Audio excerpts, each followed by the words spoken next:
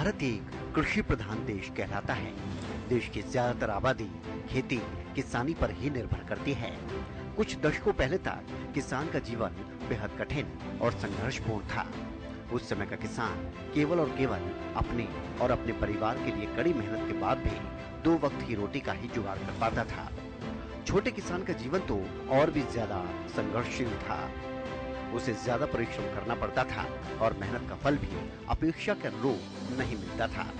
इसीलिए उस समय के किसानों ने खेती से मुंह मोड़कर मजदूरी की ओर भी रुख किया। उस समय तक ये कोई नहीं सोच सकता था कि खेती किसानी कर भी अच्छा मुनाफा कमाया जा सकता है। नौकरी से कहीं बेहतर खेती किसानी भी होगी। लेकिन समय के साथ साथ किसानी का तरीका भी बदला और मुनाफा भी ज्यादा होने लगा। इसके कई कारण रहे, जिनमें समय के साथ साथ नई तकनीक और कृषि यंत्रों ने किसानों की जिंदगी को आसान बनाने का काम किया। किसान भी जागरूक हुए और सबसे बड़ी बात, कृषि और किसानों का स्तर सुधारने के लिए सरकार ने भी खुलकर किसानों की मदद करना शुरू किया। खास तौर पर पिछले 8 से 10 सालों की बात करें तो केंद्र और हरियाणा की मनोहर सरकार ने किसानों की आय दोगुना करने के लिए बेहद महत्वपूर्ण कदम उठाए, जिसका नतीजा है कि आज के समय में युवा वर्ग भी खेती की ओर आकर्षित हो रहा है। सबसे ज्यादा खुशी की बात यह है कि किसानों ने प्राकृतिक खेती को तेजी से अपनाना शुरू किया है। प्राकृतिक खेती का मतलब है कि फसलों पर किसी भी प्रकार का रासायनिक कीटनाशक एवं उर्वरकों का प्रयोग नहीं होगा। सिर्फ प्रकृति के दौरान निर्मित उर्वरक और अन्य पेड़ पौधों के पत्ते, खाद एवं जैविक कीटनाशक उपयोग में लाया जाता है। ये एक प्रकार से विविध प्रकार की कृषि प्रणाली है जो फसलों और जीव जंतुओं को साथ ही पेड़ों को भी एकीकृत करके रखती है। प्राकृतिक खेती कृषि की प्राचीन पद्धति है। ये भूमि के प्राकृतिक स्वरूप को बनाए रखती है। प्राकृतिक खेती में रासायनिक उर्वरकों और कीटनाशकों को बिल्कुल भी प्रयोग नहीं कर सकते, बल्कि प्रकृति में आसानी से उपलब्ध होने वाले प्राकृतिक तत्वों तथा जीवाणुओं के उपयोग से खेती की जाती है। ये पद्धति पर्यावरण के अनुकूल है तथा फसलों की लागत कम करने में कारगर है। प्राकृतिक खेती में जीवामृत, धन जीवामृत और बीजामृत का उपयोग पौधों को पोषक तत्व प्रदान करने के लिए किया जाता है। इसका उपयोग फसलों पर घोल के छिड़काव अथवा सिंचाई के पानी के साथ में किया जाता है। प्राकृतिक खेती में कीटनाशकों के रूप में नीमास्त्र, ब्रह्मास्त्र, अग्नेयास्त्र, सोडास्त्र, दशापटनी, नीम पेस्ट, गौमूत्र का इस्तेमाल किया जाता है। पिछले कई वर्षों से रासायनिक कीटनाशकों का प्रयोग फसलों पर करते आ रहे हैं, जिससे मिट्टी की उर्वरक शक्ति खत्म हो चुकी है एवं भूमि के प्राकृतिक स्वरूप में भी बदलाव हो रहे हैं, जो किसानों के लिए काफी नुकसानदायक है। रासायनिक कीटनाशकों के प्रयोग से जल प्रदूषण, वायु प्रदूषण, मृदा प्रदूषण प्रतिदिन बढ़ रहा है। किसान की फसल पैदावार कमाई का आधा हिस्सा रासायनिक उर्वरक कीटनाशक खरीदने में चला जाता है, क्योंकि रासायनिक कीटनाशक काफी महंगे होते हैं। ऐसे में आज के समय में हजारों किसान प्राकृतिक खेती ही कर रहे हैं, साथ ही बड़ा और मोटा मुनाफा कमा रहे हैं। इन्हीं में से एक प्रगतिशील किसान हैं हरियाणा के पृथला विधानसभा के मोहना गांव के जितेंद्र कुमार, जो नेचुरल खेती, बागवानी, मधुमक्खी पालन करके डबल मुनाफा कमा रहे हैं। फिलहाल उन्होंने भिंडी, घिया, पेठा की खेती की हुई है और लगातार उनको अपने हाथ से खाद बनाकर उसमें डालते हैं। जितेंद्र कुमार का कहना है कि उन्हें नॉर्मल खेती में कोई मुनाफा होता नजर नहीं आया, जिसके चलते उन्होंने ऑर्गेनिक खेती करने का निर्णय लिया।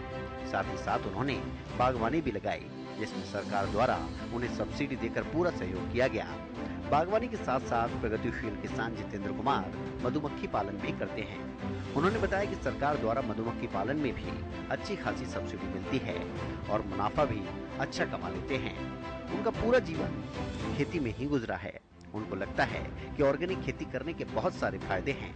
ऑर्गेनिक खेती करने से जहां जमीन को भी दुष्प्रभावों से बचाया जा सकता है, तो वहीं दूसरी तरफ उस जमीन पर उगाई गई फसल लोगों के सेहत के लिए भी काफी फायदेमंद होती है। इसके अलावा उन्होंने बताया कि पहले उन्होंने मशरूम व अन्य खेती करके काफी पैसा कमाया था और आज भिंडी और घिया की फसल ऑर्गेनिक तरीके से वो कर रहे हैं। प्रगतिशील किसान जितेंद्र कुमार ने ये भी बताया कि वो बहुत सालों से सरकार की उन योजनाओं का लाभ उठा रहे हैं। उसके साथ साथ वो और भी किसानों को ऑर्गेनिक खेती, बागवानी जैसे कामों के लिए प्रेरित कर रहे हैं। मैं हॉर्टिकल्चर क्रॉप में सीजनेबल सब्जी करता हूँ और नेचुरल फार्मिंग करता हूँ। बागवानी भी करता हूँ। बागवानी के ज़्यादातर मैंने पेड़ लगाए हुए हैं। जैसे मेरे पास फ़िलहाल किन्नू है, नींबू है, अमरूद है और आपका आड़ू है। सेब के पेड़ भी मैंने लगाए हुए हैं। मैं खुद अपनी मार्केटिंग खुद करता हूँ और इसके साथ में नेचुरल फार्मिंग में मैं सीजनेबल सारी सब्ज़ी लगाता हूँ। इस समय अगर सब्ज़ी की बात की जाए तो मेरे पास में परमल है, करेला है, घिया गोल है, घिया लंबा है, तोरई है, पेठा है, भिंडी है और आपकी हल्दी भी मैंने लगाई हुई है इस समय। ये सारी फसल इस समय मेरी अपनी फसल है। देखिए, जो गेहूँ और धान की जो फसल होती है उसमें आजकल कॉस्ट बहुत ज़्यादा बढ़ रही है। उसके साथ में हम प्रोडक्शन इतनी नहीं बढ़ा पाएंगे, लेकिन लागत हमारी बढ़ती जा रही है। तो जहाँ इनकम बढ़नी चाहिए वहाँ इनकम और घटती जा रही है। लेकिन अगर हम हॉर्टिकल्चर की तरफ जाएँ, बागवानी की तरफ जाएँ, तो इसकी डिमांड हमेशा बढ़ती रहती है हमेशा। आज देखो टमाटर का रेट कितना हो चुका है। तो जहाँ पर जिस चीज़ की कमी होती है उसके रेट बढ़ जाते हैं, लेकिन सब्जी आज सभी के रेट अच्छे रेट हैं। और अगर आप अपने हाथ से मार्केटिंग करेंगे, खुद अपना माल खुद बेचेंगे, तो जहाँ पर आपका माल मंडी के अंदर 1 लाख रुपए का 1 एकड़ का जा रहा है, तो वहाँ कम से कम आप 3 लाख रुपए का अपने हाथ से बेच पाएंगे 1 एकड़ सर, से। बात करें बागवानी की तो सरकार की तरफ से क्या कुछ सहयोग आप लोगों को मिलता है? जी, बागवानी में जो डिपार्टमेंट है आपका हॉर्टिकल्चर, अगर बाग लगाते हैं तो बाग के लिए भी सब्सिडी देती है। आपका 60% सब्सिडी फर्स्ट ईयर में मिलता है, 20% सेकेंड ईयर में मेंटेनेंस के लिए मिलता है और थर्ड ईयर में 20% फिर मेंटेनेंस के लिए मिलता है। इसके साथ साथ अगर हम बागवानी में मल्चिंग करते हैं तो मल्चिंग के लिए हमें 6400 रुपये सब्सिडी मिलती है। इसके साथ में अगर हम बम्बू स्टेटिंग लगाते हैं तो बम्बू स्टेटिंग के लिए 15,000 रुपये सीड के लिए मिलते हैं हमें और 31,250 रुपये बैम्बू स्टेटिंग के लिए मिलते हैं गवर्नमेंट की तरफ से। अगर उसके साथ साथ में हम लो टनल कर रहे हैं तो लो टनल पर भी गवर्नमेंट सब्सिडी देती है। और डिपार्टमेंट की बहुत सारा स्कीम्स हैं जो फार्मर्स लेते रहते हैं। देखिए, मधुमक्खी पालन में 85% 85% सब्सिडी गवर्नमेंट देती है बॉक्स के ऊपर। और आपका उसके साथ में 75% सब्सिडी होती है जो टूल किट्स होती है उसके ऊपर। और 85,000 सब्सिडी होती है कॉलोनीज़ के लिए, जो हम कॉलोनीज़ परचेज करते हैं उसके लिए गवर्नमेंट सब मदद करती है। इसके साथ में हम मधुमक्खी से जो अपना हनी पैदा कर रहे हैं, वो तो हनी तो हम ले रहे हैं, मार्केटिंग खुद कर रहे हैं, लेकिन इसके साथ साथ में अपनी जो हम नेचुरल फार्मिंग करें तो इससे पोलिनेशन भी हमारी फसल का होता है, जिससे हमारी प्रोडक्शन है वो 20 से 25% बढ़ जाती है। जो फसल से नेक्टर और पोलन लेके आती है, मधुमक्खी नर से मादा पे, मादा से नर पे बैठती है, तो उससे हमारी जो प्रोडक्शन है वो बढ़ जाती है। एक समय कम टाइम में ज्यादा मुनाफे के कारण किसानों ने नवीन तकनीकों और उर्वरकों का सहारा लेना शुरू किया। जैविक खेती को छोड़कर रासायनिक खेती की तरफ किसान बढ़े। इससे पैदावार तो बढ़ी, लेकिन उसकी गुणवत्ता दिन ब दिन खत्म होती चली गई। रासायनिक खेती न केवल आमजन के लिए स्वास्थ्य की हानिकारक होती है, बल्कि ये कृषक की खेती योग्य भूमि को भी धीरे धीरे बंजर बना देती है। खेती में बढ़ते रसायनों के प्रयोग से कैंसर जैसी बीमारियां तेजी से बढ़ती हैं। जिस अन्न को खाकर हम स्वस्थ होते थे, आज उसी अन्न से रसा वसा विष हमें अस्वस्थ कर रहा है। अब किसान भी इस नुकसान को समझ रहे हैं और बड़ी तेजी से रासायनिक खेती को त्याग कर जैविक खेती को अपना रहे हैं।